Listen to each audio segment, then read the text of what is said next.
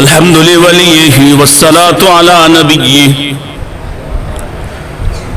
والوزن والعدل والفضل والنظم والعزم بالجزم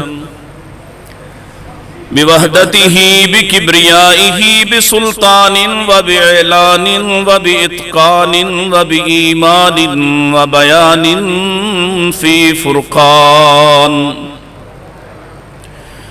وحده لا شريك له وحده بوحدة موحدا بوحدة موحدا بوحدة وحيدا وأحدا بلا مدد وجدد ونصب ووصف في الكمال لا شريك له ولا نظير له ولا مثل له ولا مثال له ولا وزير له ولا مقارن له ولا مكازم له ولا مداني له ولا مضارع له ولا مناظر له ثم نشهد أن لا إله إلا الله وحده لا شريك له من يشرك في ذاته وصفاته وعاداته وآياته أو يتبرك بغيره من نبي وولي وتقي ونقي ونسيم وحسين وجميل وصغير وكبير فعليه الخسران والوبال ثم نشهد أن سيدنا وسندنا ونبينا ومولانا مؤيدنا مخدومنا منزومنا معصومنا مقسومنا مقصودنا أجدر الخلق جديرنا أعظم الخلق وأشرف الخلق وأحسن الخلق وأكمل الخلق وأجمل الخلق وأنور الخلق من الحسن والصدارة والولاية والحكاية والعناية والهداية والأمانة والإمامة أعلانا وأجلانا وأتقانا وأزهدنا وأرفقنا وأنبرنا وأخترنا وأكبرنا أحمر أنظر أجدر أطفل أوسق أكمل أجمل له ثم نشهد أن حبيب ربنا وصمدنا محبوب جدلنا ونزلنا ووصلنا إيماننا مبين فرقاننا هادي سبيلنا رونق جدراننا هو عدوة نزمة قدوة رتبة أسوة حسنة وبدلائله القاهرة الغالبة الظاهرة الباطنة صعد إلى سدرة المنتهى في ليلة المعراج كشف الدجى ثم دنا فتدلى فكان قاب قوسين أو أدنى أعوذ بالله السميع العليم من الشيطان الرجيم بسم الله الرحمن الرحيم هو الذي أرسل رسوله بالهدى ودين الحق ليظهره على الدين كله وكفى بالله شهيدا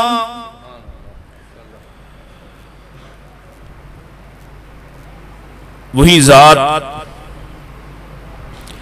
جس نے اپنے رسول کو حق اور ہدایت کے ساتھ بھیجا ہے تاکہ اس کا دین باقی تمام ادیان پر غالب آ جائے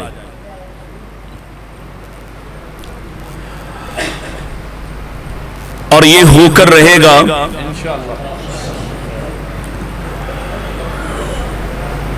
وَكَفَى بِاللَّهِ شَهِيدًا یہ ایسا نتیجہ ہے جس کا شاہد جس کا گواہ اللہ ہی کافی ہے حمد و ثنا درود و سلام کے بعد اللہ تعالیٰ کا فضل و احسان ہے جب مشکلات آئیں، جب پریشانی آئے اور حق پر رہتے ہوئے پریشانی آئے تو پریشان ہونے کی بجائے نبی کریم صلی اللہ علیہ وسلم کی طرف دیکھ لینا چاہیے۔ میں اور آپ تو ایک چھت تلے بیٹھے ہیں، روشنی میں بیٹھے ہیں، پنکھے چل رہے ہیں، ایک سہولت انہوں نے ہم پر بند کی ہے اور انہیں یہ خبر نہیں ہے جتنا آپ دبانے کی کوشش کرتے ہیں اتنا ہی یہ نظریہ، یہ تحریک اللہ کے فضل و کرم سے ابھر کر سامنے آتی ہے، اور آپ کا دبانا ہی پتہ چلتا ہے کہ اس تحریک سے آپ کی بنیادیں ہل رہی ہیں۔ اسی سے پتہ چلتا ہے اگر آپ حق پر ہیں تو آپ کو کیا ڈر ہے، اگر آپ دلیل پر ہیں تو آپ کو کیا ڈر ہے۔ ہم تو آپ کے باہر والے سپیکر بھی بند نہیں کرواتے، آپ اندر والے بھی کرواتے ہیں۔ حق پر ہونے والے کو کوئی ڈر نہیں، کوئی خوف نہیں، لیکن اگر آپ کے دل میں کوئی پریشانی ہو تو اسی لیے میں نے بات یہاں سے شروع کی ہے کہ اللہ نے اس نبی کو حق کے ساتھ اور ہدایت کے ساتھ بھیجا ہے۔ آپ کی کانفرنس کا عنوان ہے ہدایت نعمت عظمیٰ کانفرنس۔ جانتے ہیں کہ ہدایت کتنی بڑی نعمت ہے۔ یہ وہ نعمت ہے جو سب سے سنگ دل کو، سخت دل کو جب حاصل ہوتی ہے تو اللہ اسے ایسا مقام عطا کرتا ہے کہ آج کافر بھی کہتا ہے کہ اگر ایک اور عمر آ جاتا تو دنیا میں کفر کا نام باقی نہ رہتا۔ یہ ایسی نعمت ہے، حاصل نہ ہو تو خاندان رسالت مآب میں پیدا ہونے کے باوجود اور آپ سے براہ راست رشتہ ہونے کے باوجود ہدایت پر نہیں پہنچا، دشمنی میں پڑ گیا، اللہ نے قیامت تک کے لیے اس کا نصیب ایسا جلا کے راکھ کر دیا ہے۔ اعلان فرمایا تبت یدا ابی لہب وتب ما اغنا عنہ مالہ وما کسب۔ جو وہ حرکتیں کرتا ہے اسی طرح کی حرکتیں ہوتی تھیں کہ حق کا رستہ روک لیا جائے، حق کا رستہ نہیں رکے گا، نہ حق کی تحریک رکتی ہے اور نہ حق والے کبھی جھکتے ہیں، یہ اپنا راستہ بنا لیتا ہے۔ وہ سمجھتا تھا کہ اس کا مال، اس کی طاقت، اس کا حسن و جمال کام آئے گا۔ جہاں رسول انور صلی اللہ علیہ وسلم دعوت دیتے وہ آپ کے مخالف کھڑا ہو کر آپ کے خلاف بکواس شروع کر دیتا۔ ہے آپ کا رشتہ دار، اور رشتے میں بھی وہ رشتہ ہے کہ جس کے بارے نبی کریم علیہ السلام خود فرماتے ہیں عمک کمثل ابیک، تمہارا چچا تمہارے باپ کی طرح ہوتا ہے۔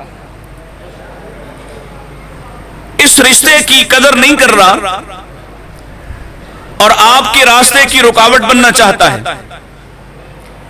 اس راستے کی رکاوٹ بننا چاہتا ہے جس کے لیے اللہ نے پہلے سے یہ بات ارشاد فرمائی ہے هو الذی ارسل رسولہ بالہدی ودین الحق لیظہرہ علی الدین کلہ۔ اس دین کو ہم نے بھیجا اس لیے ہے کہ تمام باطل ادیان اس کے سامنے مسمار ہو جائیں اور یہ دین حق کا غالب آ کر رہے گا۔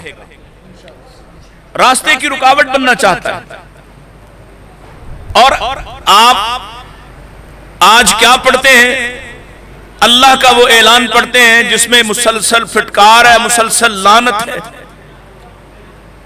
مسلسل بددعائیں ہیں۔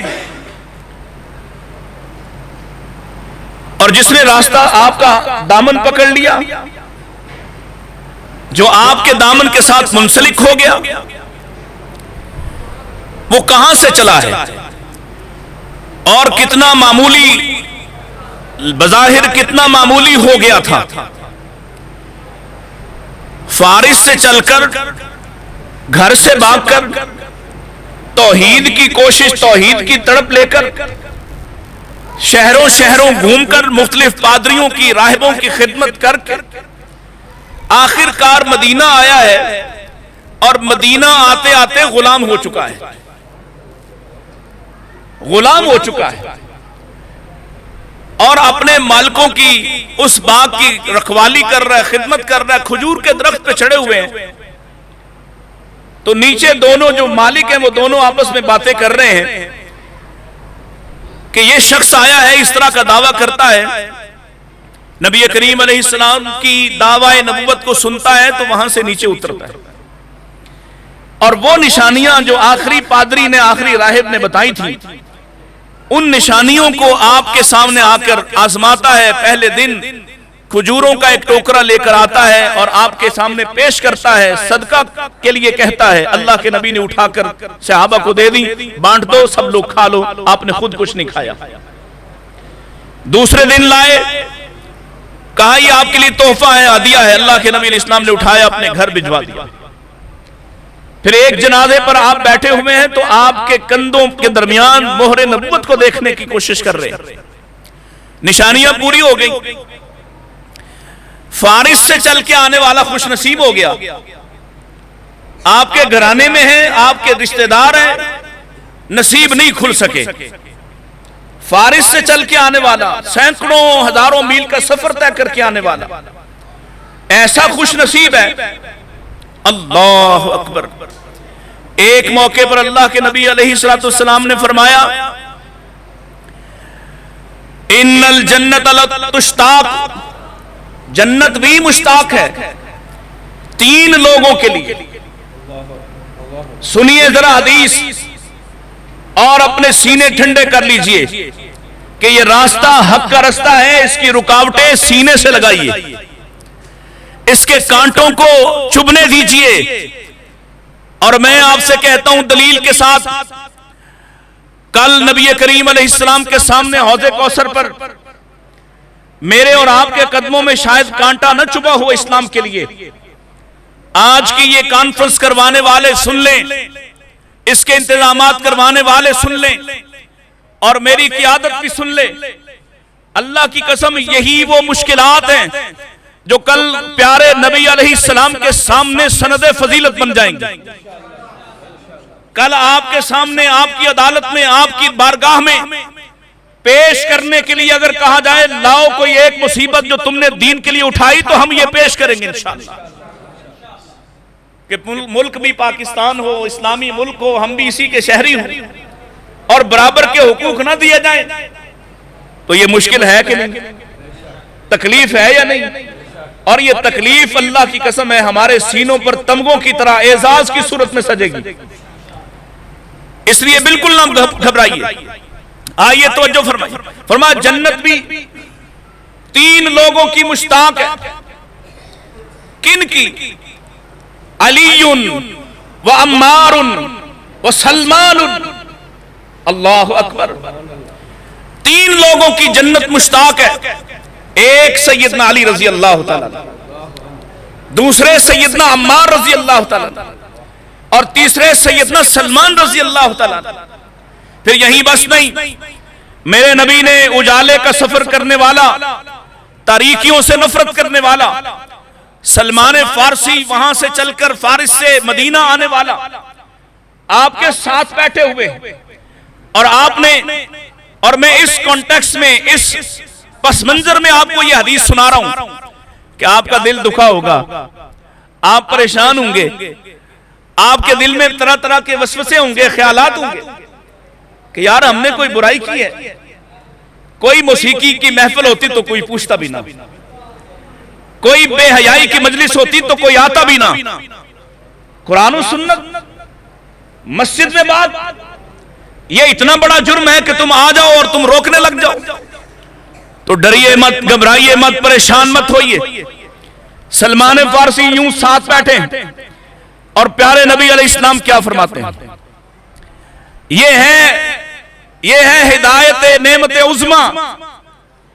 آپ نے فرمایا بعض اہل فارس ایسے خوش نصیب ہیں، لو کان الایمان عند الثریا، اگر ایمان ثریا ستارے کے پاس بھی ہوتا، یعنی آسمان کا ایک ستارہ ہے، اگر ایمان وہاں ہوتا، اور فارس کے بعض لوگ ایمان کے ایسے مشتاق ہیں، ایمان کے ایسے طالب ہیں کہ یہ وہاں بھی چلے جاتے، یہ ایمان کی تڑپ میں نصیبین نہیں، شام نہیں، فارس نہیں، مدینہ نہیں، اگر انہیں ایمان کے پیچھے جانا پڑتا تو اللہ کی قسم یہ وہاں بھی پہنچ جاتے۔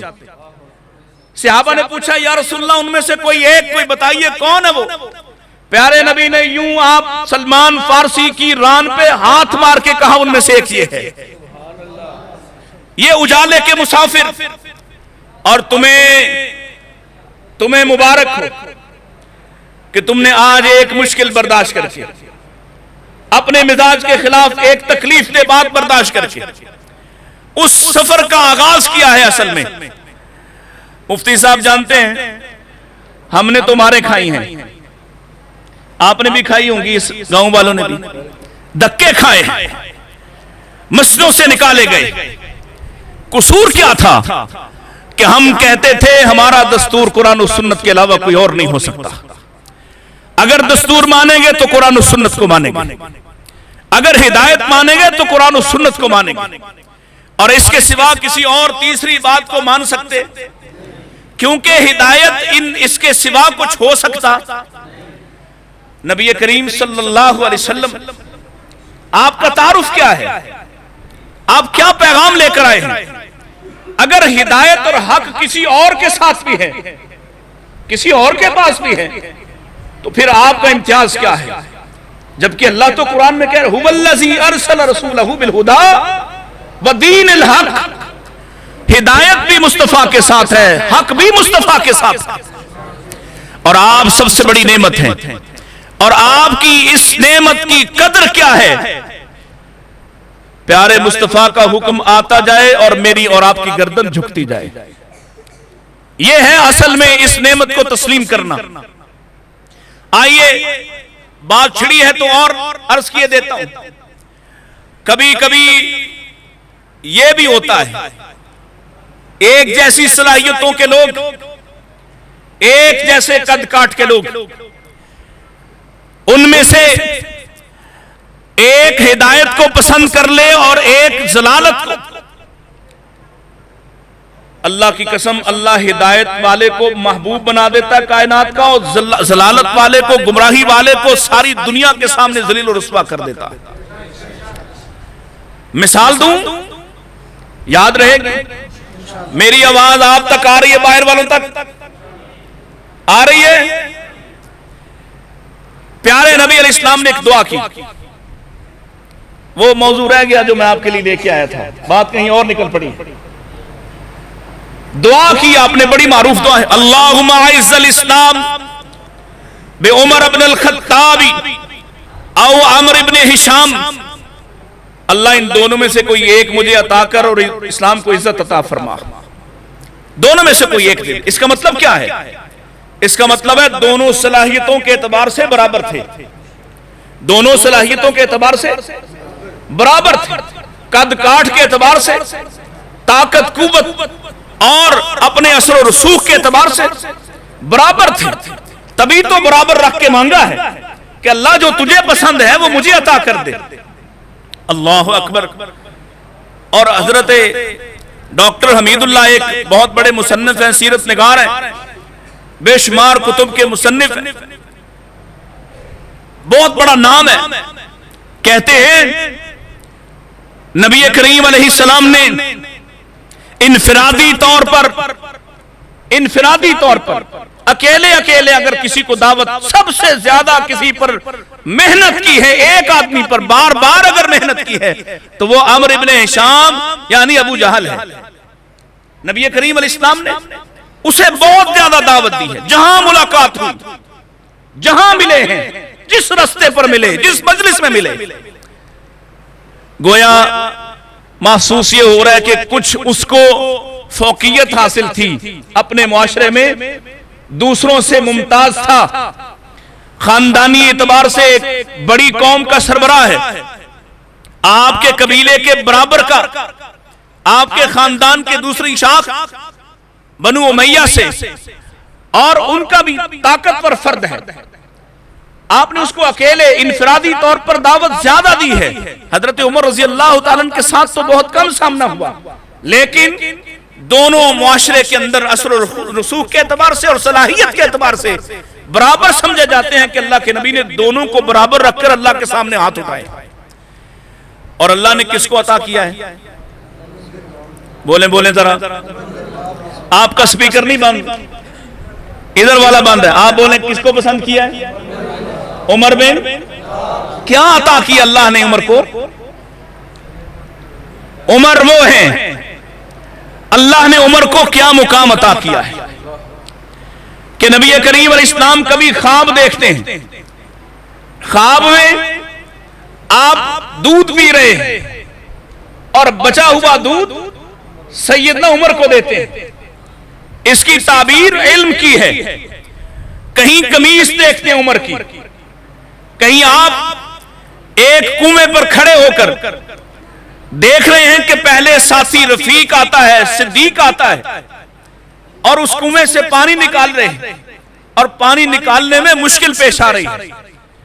پھر فاروق آتے ہیں، ڈول بڑا ہو جاتا ہے، پانی نکالنے والا برتن بھی بڑا ہو جاتا ہے، لیکن فاروق اتنی قوت طاقت اور اتنی تیزی سے نکال رہے کہ آقا فرماتے ہیں اس طرح میں نے کسی کو پانی نکالتے ہوئے دیکھا ہی نہیں۔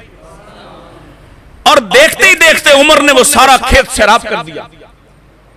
عمر کون ہے جس کے بارے آپ فرمائیں کہ اللہ نے ہر امت کے اندر، ہر طبقے کے اندر ایک محدث پیدا کرنا ہے جس کی زبان سے حق جاری ہوتا ہے، اور میری امت میں، میرے طبقے میں، میرے لوگوں میں، میرے صحابہ میں وہ شخصیت عمر ہے۔ عمر اتنی بڑی شخصیت، اللہ نے عمر کی وجہ سے اسلام کو عزت عطا فرمائی کہ حضرت عبداللہ ابن عباس کی شہادت، اللہ کی قسم ہے جب سے عمر آئے ہیں، جب سے عمر آئے ہیں، اللہ نے اسلام کو ما زلنا کے الفاظ، اس کے بعد عمر آنے کے بعد کبھی پریشانی، کبھی دکھ ہم مسلمانوں کو نہیں آئے۔ عمر آیا تو نصیب جاگے ہیں، عمر آیا تو اسلام کا ستارہ اور چمکا ہے۔ اللہ نے ہدایت کی وجہ سے کہاں پہنچایا؟ خلیفۃ رسول اللہ ہے، نبی کریم علیہ السلام کے خلیفہ، حضرت ابو بکر کے خلیفہ ہیں، امیر المومنین ہیں۔ سبب کیا ہے؟ مصطفیٰ کا دامن تھام لیا ہے، صلاحیت کا صحیح ترین استعمال کیا ہے، اور پھر دیکھتے ہی دیکھتے نبی کریم علیہ السلام کی وفات مبارکہ کے بعد ہدایت کے اس چاند نے، اس سورج نے اتنی تابانیاں پھیلائی ہیں کہ دیکھتے دیکھتے 24 لاکھ مربع میل پر حکمرانی قائم کر دی اسلام کی۔ اور دوسری طرف وہ جس نے ہدایت کو پسند نہیں کیا، جس کو زیادہ دعوت دی تھی، جس کو بار بار پکڑا تھا، جس کے لیے بار بار چاہا تھا، وہ شخص اپنے معاشرے میں ابو الحکم کے نام سے معروف، لیکن ہدایت سے منہ موڑنے کی وجہ سے اللہ نے اس کو ابو الجہل معروف کروا دیا۔ جہالت کا باپ، اور مرتے دم بھی اس کے تکبر، اس کی نخوت اور اس کی بدنصیبی کا عالم یہ ہے کہ عبداللہ ابن مسعود رضی اللہ تعالیٰ جب اس کی چھاتی پر چڑھ کر بیٹھے اس کی گردن کاٹنے، پتا چلا یہ عبداللہ ابن مسعود ہے، کہتا ہے وہ بکریوں کے چروائے تو بڑی اونچی جگہ چڑھ گیا ہے، میری گردن نیچے سے رکھ کے کاٹنا۔ کیوں؟ یہ گمراہی ہے، اور گمراہوں کا بھی اللہ بعض اوقات نام کرتا ہے عبرت کے لیے، عبرت کے لیے۔ اور دوسری طرف جس نے اجالے کو پسند کیا ہے، جس نے ہدایت کو پسند کیا ہے، آج ملک کافروں کے ہیں، اور وہاں جو رفاہی فلاحی کام چل رہے ہیں ان پر عمر کا نام دستاویز ہے۔ ملک کافروں کے ہیں، اور فلاحی ریاستیں عمر سے سیکھتی ہیں، ملک کافروں کے ہیں لیکن عدل و انصاف کے پیمانے عمر سے سیکھے جاتے ہیں۔ آئیے ایک اور مثال دیتا ہوں، آپ کو مثال ہی یاد رہنی ہے، سارا فلسفہ بھول جانا ہے۔ دو بادشاہ، دونوں کا تعلق عیسائیت سے، دونوں کا تعلق عیسائیت سے، لیکن نصیب کی بات ہے، نصیبی کی تو بات ہے، اس گاؤں میں اللہ نے توحید کا بوٹا لگایا ہے، توحید کا مرکز بنایا ہے۔ اب نصیب اچھے ہوں تو کیا کریں؟ غیر اللہ کی، ما سوا اللہ کی پوجا چھوڑ کر ایک اللہ کے سامنے جھک جائیں، نبی کریم علیہ السلام کا دامن تھام کر باقی تمام ہستیوں کو ایک طرف کر دیں۔ لیکن نصیب کی بات ہے نا، میرے اور آپ کے بس کی بات نہیں، ہمارا کام پہنچانا، ہمارا کام ابلاغ۔ دو لوگ، دو بادشاہ، دونوں عیسائی، نصیب کس کے جاگے ہیں؟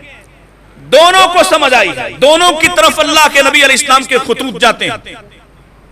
ایک کیسر روم دہیہ کلبی رضی اللہ تعالیٰ عنہ خط لے کر جاتے ہیں اور خط پیش کیا۔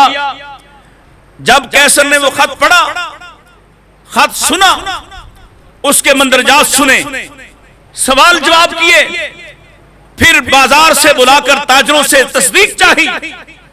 ساری بات لمبی بات ہے، لمبی حدیث ہے، ساری بات سننے سمجھنے کے بعد دہیہ سے کہتا ہے اگر مجھے یقین ہوتا کہ میری ان سے ملاقات ہوگی میں ان کے پاؤں دھوتا۔ پھر سے سنو جملہ، اگر مجھے یقین ہوتا کہ میری ملاقات محمد صلی اللہ علیہ وسلم سے ہوگی تو میں ان کے پاؤں دھوتا۔ اس کا مطلب کیا ہے؟ سمجھتا ہے کہ آپ حق پر ہیں۔ پھر پادریوں کو بلایا، کمرہ بند کر دیا، اوپر اپنی مسجد پر بیٹھ کر کہتا ہے یہ نبی سچا ہے، میری مانو تو اس نبی کی اطاعت کر لیتے ہیں۔ پادریوں نے شور مچایا، انہوں نے کہا تو بے دین ہو گیا ہے۔ جب ان کا احتجاج دیکھا، ان کا انکار دیکھا تو کہنے لگا میں تو تم سے مذاق کر رہا تھا۔ ڈر گیا، اپنی حکومت، اپنے اقتدار کے لیے اس نے اسلام کو سچا جاننے کے باوجود اور نبی کریم علیہ السلام کے لیے تحفے تحائف ہدایہ بھیجنے کے باوجود اسلام کی حقانیت اس پر کھل گئی، ہدایت کی حقانیت اس پر کھل گئی، لیکن اپنے اقتدار کے لالچ میں، خوف میں مارا گیا، آپ کی اس بھیجی ہوئی رحمت اور ہدایت کو قبول کرنے والا نہ ہوا۔ آج کوئی اس کا نام بھی نہیں جانتا ہے، تم بھی صرف اتنا ہی جانتے ہو کہ کیسر روم تھا، نام کیا تھا، کس دور میں تھا، کیا ہوا اس کے ساتھ، کوئی نہیں جانتا۔ مثال تو یہ بھی بنا ہے، اس نے حکومت قربان نہیں کی، ہدایت قربان کر دی۔ اللہ اکبر۔ اور دوسری طرف ایک مکتوب نجاشی اسامہ کے پاس بھی پہنچا، یہ بھی بادشاہ ہے، حبشہ کا بادشاہ، اس کے پاس خط پہنچا۔ تاریخ سیرت کی کتب کے اندر لکھا ہے، یہ خط پکڑ کر اپنے ممبر سے، اپنے تخت سے نیچے اترا، اپنی آنکھوں سے لگاتا رہا، آپ کے خط کا اکرام کیا، اپنی رعایا کے سامنے اعلان کیا، اور ان سب کے سامنے ان کے انکار کے باوجود اور ان کی دھمکیوں کے باوجود کہ اگر تم مسلمان ہوئے تو ہم تمہارے خلاف بغاوت کر دیں گے۔ حتیٰ کہ بعض سیرت نگاروں نے لکھا کہ اس سے اس کا اقتدار چھن گیا، لیکن اس نے اسلام قبول کر لیا۔ اسلام قبول کیا ہے، اللہ نے اسے اقتدار بھی دوبارہ واپس کر دیا۔ پھر یہ وہ واحد خوش نصیب ہے، واحد خوش نصیب جو فوت حبشہ میں ہوا، جنازہ مدینہ میں ہوتا۔ سنو پھر سے جملے کو، یہ وہ واحد خوش نصیب ہے، فوت حبشہ میں ہوا ہے اور جنازہ کون پڑھا رہا ہے؟ سامنے بھی نہیں. واحد مثال یہ ہے اجالے کا مسافر, یہ ہے ہدایت کا مسافر. اس نے نعمت عظمی سمجھی ہے کہ بادشاہت قربان کرنا پڑے تو کر دو, مصطفیٰ کے دامن سے لپٹ جاؤ. یہی آپ سے چاہتے ہیں. یہ کیا چھوٹی چھوٹی تکلیفیں, ان کی کیا اوقات ہے. اور تم نے تو وہ مثالیں سنی ہوئی ہیں کہ 2 اونٹوں سے باندھ کر ایک کمزور سی عورت کو مخالف سمت میں اونٹوں کو چلا کر ناف پہ نیزہ مار کے پوچھتا تھا اب بھی واپس آنے کا ارادہ ہے کہ نہیں. یہ کیا مصیبت ہے, یہ تو کچھ بھی نہیں. اللہ نے ہمیں زبان دی ہے اور جب تک وہ زبان بند نہ کرے ہم حق کا ابلاغ انشاءاللہ کرتے رہیں گے. 2 اونٹوں سے باندھ کر 2 ٹکڑے کر دیا, لیکن ہدایت سے اس کو واپس لا سکا. کتنی مثالیں دوں. آپ نے سنی کسی کو یہ امتحان آیا, چچا نے پالا ہے معروف مثالیں, صرف تازہ کروا رہا, یاد کروا رہا کہ آج رات گھر جا کر موضوع یہ نہ ہو کہ سپیکر بند ہو گئے. گھر جا کر اللہ کا احسان ماننا کہ اللہ نے تمہیں ہدایت عطا کی ہے. موضوع یہ ہو, گھر جا کر بچوں کو مایوس نہ کرنا بلکہ اپنے سینے پر تمغہ سمجھنا کہ ہم وہ لوگ ہیں جو مصطفیٰ کو ماننے والے. ہمارا قصور یہ ہے کہ ہم قرآن و سنت کو دستور مانتے ہیں. چچا نے پالا ہے اور پال پوس کر بڑا کیا ہے. مدینہ کی گزرگاہ پر ان کا گھر ہے. یہ نوجوان جب اپنے گھر سے باہر نکل کر راستے پر بیٹھتا ہے, آنے جانے والوں سے سلام دعا ہونے لگی اور گزرنے والے مدینہ کو جانے والے عشاق مدینہ کے راہی ان سے ملاقات ہوتی ہے. وہ دعوت حق دیتے ہیں, یہ دعوت حق کو قبول کر لیتا ہے. سینہ ایمان سے منور ہوا, جانے والوں نے قرآن سنانا شروع کیا, قرآن سے محبت ہو گئی. پھر ایک وقت آیا کہ اپنی والدہ سے اور اپنے چچا سے رخصت ہونے کی اجازت مانگتا ہے کہ میں اب آفتاب نبوت کے سامنے جانا چاہتا ہوں. پھر وہ وقت بھی آیا جب امتحان آیا کہ ایک ہی صورت ہے, یا تو یہ ساری ناز و نعمت چھوڑ دو یا اسلام چھوڑ دو. اور اس نوجوان نے, اس عبداللہ ذوالبجادین نے اسلام کو سمیٹا ہے, اسلام کو اپنے سینے میں رکھا ہے. چھیننے والوں نے مال چھینا, سواری چھینی, حتیٰ کہ لباس چھین لیا, برہنہ کر کے کھڑا کر دیا. جانا ہے تو ایسے ننگے برہنہ چلے جاؤ. اور اسے پھر بھی کوئی اعتراض نہیں ہے. ہم میں سے کوئی ایک ایسا نہیں ہے جس کو ہدایت کے بچانے کے لیے کبھی اپنا لباس قربان کرنا پڑا. ہم نے تو چند گالیاں کھائی ہوں گی, چند دھکے کھائے ہوں گے, چند تانے سہے ہوں گے. جن کا نام لیتے ہو ان پر یہ ابتلائیں بھی آئی ہیں. لباس اتارو. یقین کرو جان سے جانا آسان ہے, لباس اتارنا مشکل. جان سے جانا آسان لگتا ہے انسان کو, جیتے جی لباس اتارنا مشکل لگتا ہے. اتار لیا. پھر ماں کے دروازے پہ آیا, ماں سے طلب کیا تو اس نے ایک ٹاٹ کا ٹکڑا دیا ہے. اس کو پھاڑ کے 2 حصوں میں ایک جسم کو ڈھانپ لیتا ہے, کندھوں پہ ڈال لیتا ہے. ننگا بدن ننگے پاؤں 250 میل کا سفر طے کر کے مدینہ پہنچتا ہے. سنگلاخ رستوں سے گزر کر کٹے پھٹے جسم کے ساتھ اصحاب صفہ کے اس ثبوت چبوترے پر کھڑا ہے. اور عصر کا وقت ہے, میرے آقا سے اس کا آمنا سامنا ہوتا ہے. آپ اس کی داستان سنتے ہیں اور کیا فرمایا تھا, جو تو قربان کرایا ہے وہ کچھ بھی نہیں, جو بچا لایا ہے وہ بہت قیمتی ہے. پھر یہ وہ نوجوان ہے, اس کو قرآن سے ایسا لگاؤ، ایسا شغف ہے، یہ بلند آواز سے قرآن پڑھتا ہے۔ سیدنا عمر نے ایک مرتبہ نبی کریم علیہ السلام سے عرض کی، اللہ کے نبی اس دیہاتی کو دیکھیے بڑی بلند آواز سے قرآن پڑھتا ہے۔ میرے آقا نے پتہ ہے کیا فرمایا؟ کہا عمر اس کو چھوڑ دے، اس کو کچھ نہ کہے۔ کیوں؟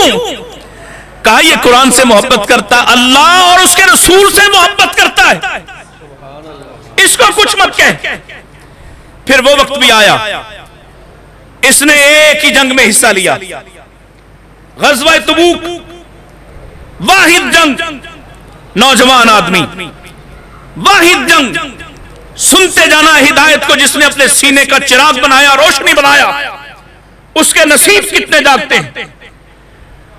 آپ کے ساتھ جنگ میں شریک ہوا، مشکل جنگ ہے، لمبا سفر ہے، وہاں جب قیام کیا 20 روز میرے مصطفیٰ نے تبوک میں قیام کیا ہے۔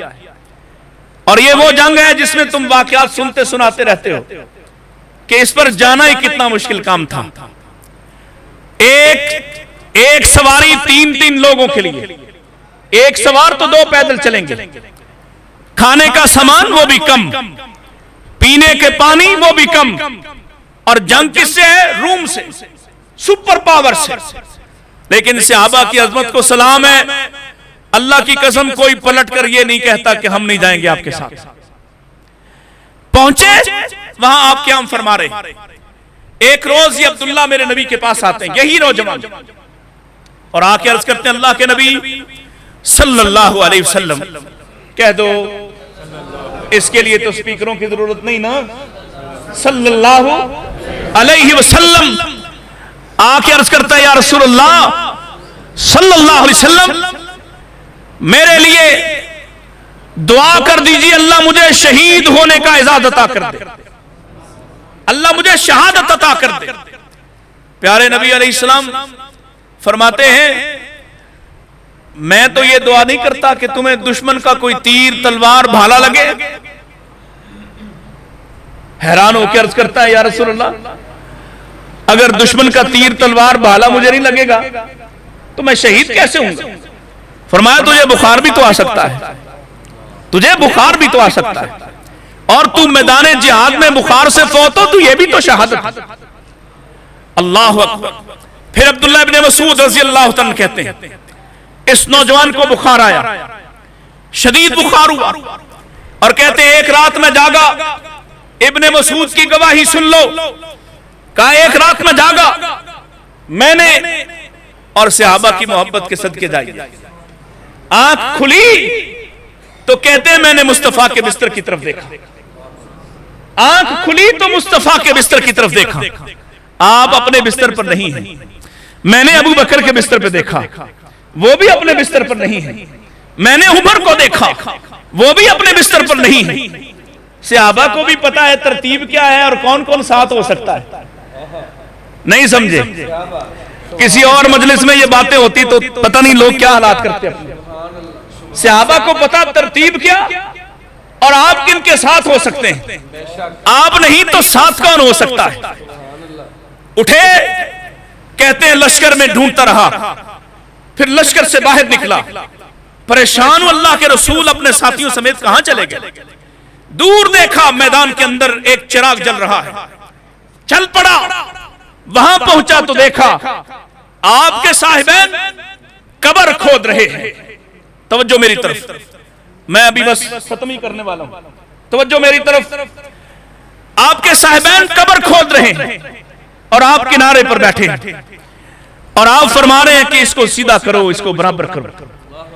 پھر میرے مصطفیٰ اس قبر میں اتر گئے، اتر کر اپنے مبارک ہاتھوں سے آپ نے اس کی قبر کو سیدھا کیا، اس کی مٹی کو سنوارا، پھر اپنے ہاتھوں سے اٹھا کر اپنے اس غلام کو، اپنے اس محب کو قبر میں لحد میں اتارا، اور قبر بند کر کے آپ دعائیں کر رہے ہیں اور ساتھ ایک شہادت دے رہے ہیں، اللہ آج شام تک میں اس سے راضی تھا، عرش والے تو بھی اس سے راضی ہو جا، تو بھی اس سے راضی ہو جا۔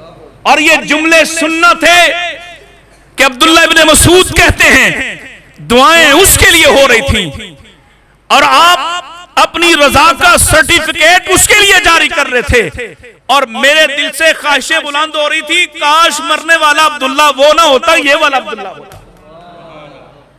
ہدایت کی قدر کرو، ہدایت کی قدر کرو، اس کو سینے سے لگا لو، اور کوئی قربانی آ جائے، کوئی امتحان آ جائے، کوئی ابتلا آ جائے، مت جھجکو اور پیچھے مت ہٹو، بلکہ کوئی ایک کانٹا تو ہو، کوئی ایک گالی تو ہو، کوئی ایک تانا تو ہو، کوئی ایک آنسو تو ہو، جو میں اور تم اللہ کے نبی کے سامنے پیش کر سکے کہ ہم نے آپ کے راستے میں یہ کانٹا برداشت کیا، یہ گالی برداشت کی، یہ تانا برداشت کیا۔ شیر ربانی آئے ہیں، ان کا استقبال کیجئے۔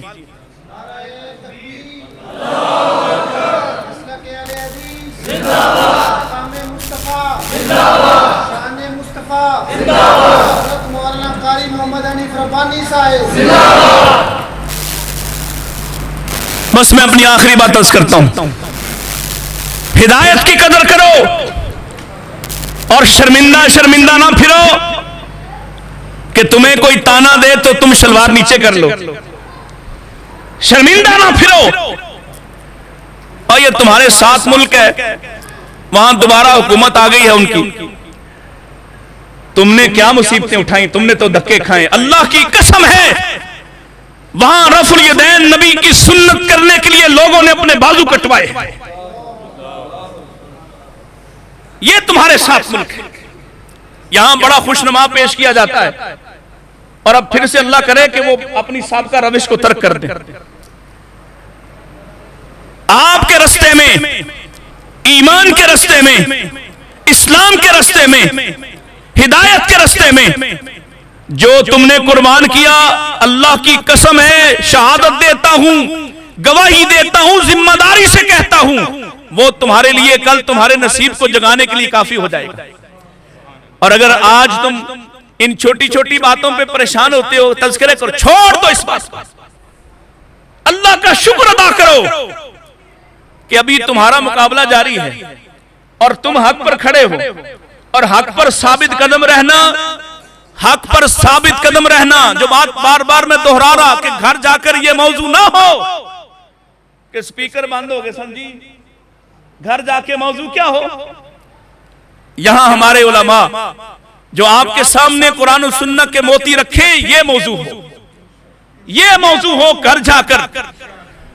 اللہ کا شکر ہے کہ آپ نے اس کانفرنس میں ہمارے ان علماء بھائیوں کو، بڑے برادرز کو بلایا ہے، اور یہاں ایسا کوئی نہیں جو آپ کو جھکتے سنا کے جائے، قرآن و سنت سنانے والے ہیں، اس پر فخر کیا کرو اور اس کے ساتھ جڑے رہو۔ میں دعا کرتا ہوں اللہ ہر سال یہ کانفرنس ہو اور وہ دن جلد آئے جب یہ سارا گاؤں اللہ کے فضل و کرم سے قرآن و سنت کو ماننے والا ہو جائے، اور اللہ میرے بھائی ناظر حسین اور ان کی دیگر ساتھیوں اور ٹیم کو میں مبارک بھی دیتا ہوں، خراج تحسین بھی، ان حالات میں کام کرنا، ان حالات میں کام کرنا، یہ انشاءاللہ اللہ کے سامنے جا کر سند بن جائے گی، یہ اللہ کے سامنے دلیل بن جائے گی۔ وآخر دعوانا ان الحمدللہ رب العالمین۔